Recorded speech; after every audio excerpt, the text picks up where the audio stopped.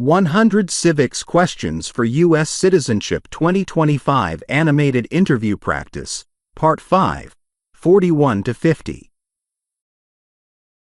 The same quiet meeting room from Part 4 sits undisturbed, with a fresh stack of cards set beside the ones they just finished. Anne and Mark open Part 5 with the same steady focus, ready to continue without breaking the calm. Welcome back, Mark. This quiet room really supports careful thinking. Shall we keep going? Absolutely, Anne. Let's work through the next 10 just like before. Question 41. Name one of the two longest rivers in the United States. A. The Colorado River. B. The Rio Grande. C. The Mississippi River. I think the answer is C. The Mississippi River. Correct. The Mississippi River is one of the two longest rivers in the United States and has been a vital artery for transportation, commerce, and settlement throughout American history. Knowing this helps with geography items that often appear in the Civics set. Option A is incorrect because the Colorado River, while famous, is not one of the two longest in the United States. Option B is incorrect because the Rio Grande is long and important, but still not among the top two. Question 42. Who was the first president? A. George Washington. B. John Adams. C. Thomas Jefferson. I think the answer is A. George Washington. Correct. George Washington took office in 1789 and set many precedents for the presidency, including the two-term tradition later codified in the Constitution. His leadership during the Revolutionary War and the early Republic is foundational to U.S. political history. Option B is incorrect because John Adams was the second president. Option C is incorrect because Thomas Jefferson was the third president. Question 43. What is one right or freedom from the First Amendment? A. The right to travel freely. B. Speech. C. The right to privacy. I think the answer is B. Speech. Correct. The First Amendment protects several core freedoms: speech, religion, press, assembly, and petition, with speech being one of the most recognized. This protection allows people to express opinions without government punishment within lawful limits. Option A is incorrect because the right to travel freely is not specifically listed in the First Amendment. Option C is incorrect because while privacy is protected in other contexts, it is not explicitly enumerated in the First Amendment. Question 44. Who vetoes bills? A. The Senate Majority Leader. B. The President. C. The Supreme Court. I think the answer is B. The President. Correct. After Congress passes a bill, it goes to the President, who may sign it into law or veto it, providing an executive check on legislation. Congress can sometimes override a veto with a two-thirds vote in both chambers, illustrating checks and balances. Option A is incorrect because the Senate Majority Leader manages Senate business but does not have veto power. Option C is incorrect because the Supreme Court interprets laws and does not veto bills.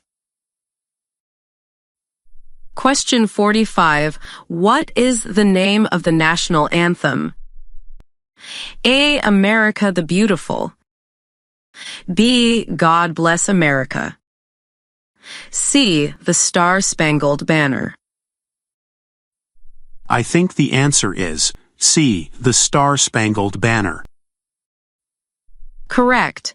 The Star-Spangled Banner became the national anthem and is traditionally performed at public events, drawing its lyrics from Francis Scott Key's poem about the defense of Fort McHenry in 1814.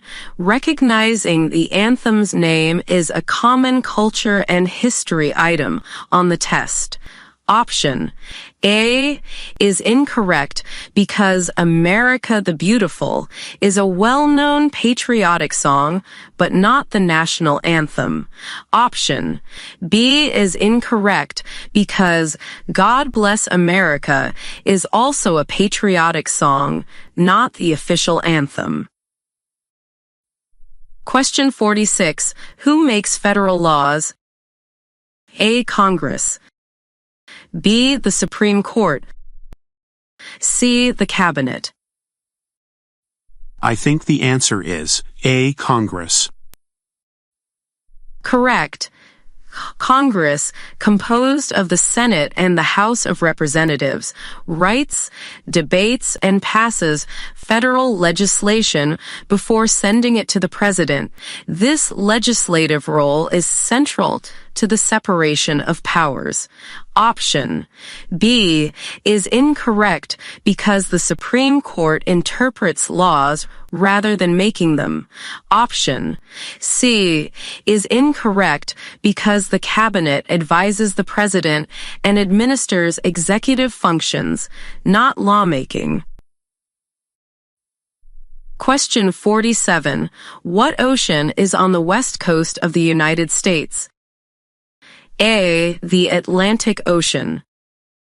B. The Indian Ocean. C. The Pacific Ocean. I think the answer is C. The Pacific Ocean. Correct.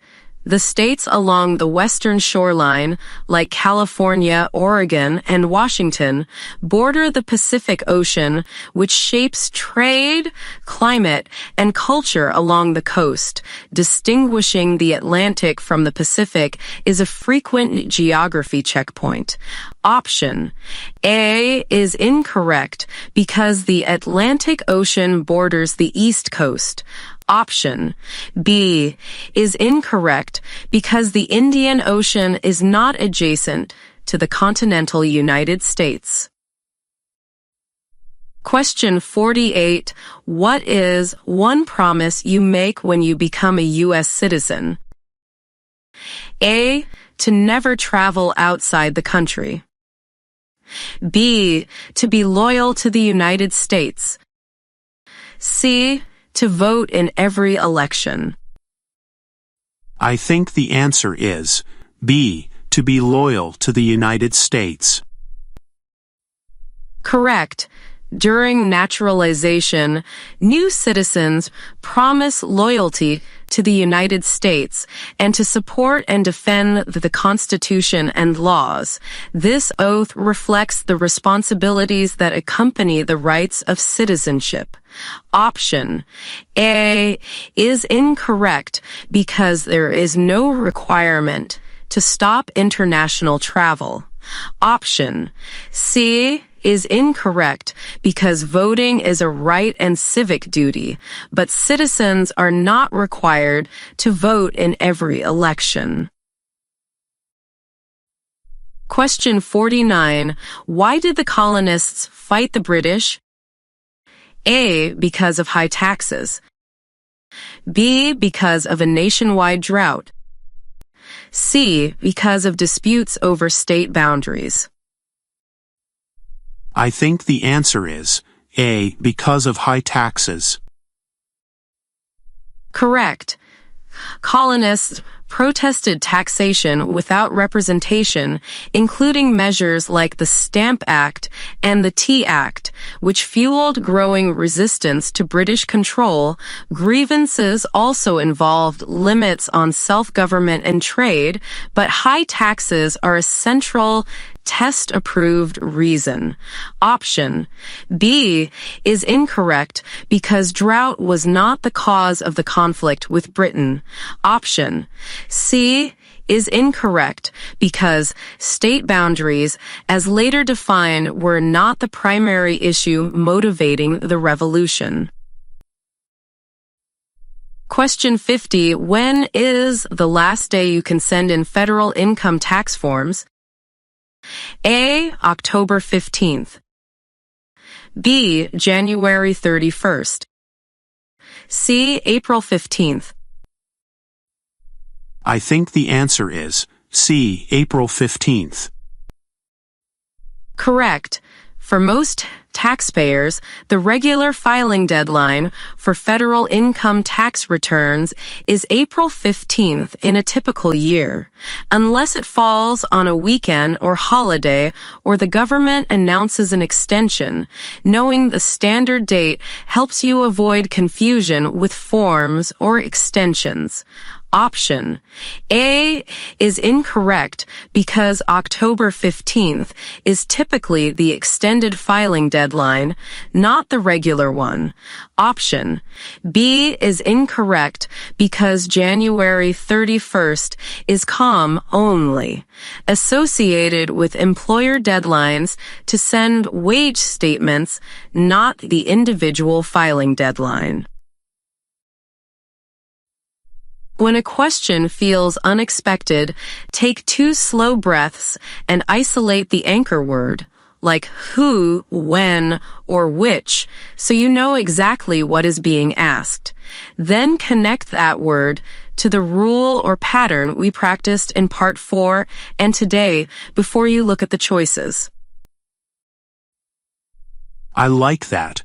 I'll also eliminate options linked to the wrong branch, wrong coast, or wrong historical period, which narrows things quickly without panic. If you're still unsure, ask for the question to be repeated and quietly paraphrase it. Who makes laws? Or which date is the deadline? So your memory targets the right fact. Keeping that calm process in this quiet room turns tricky items into manageable ones. Thanks, Anne. With those steps, I feel steady and confident moving into the next part of our practice.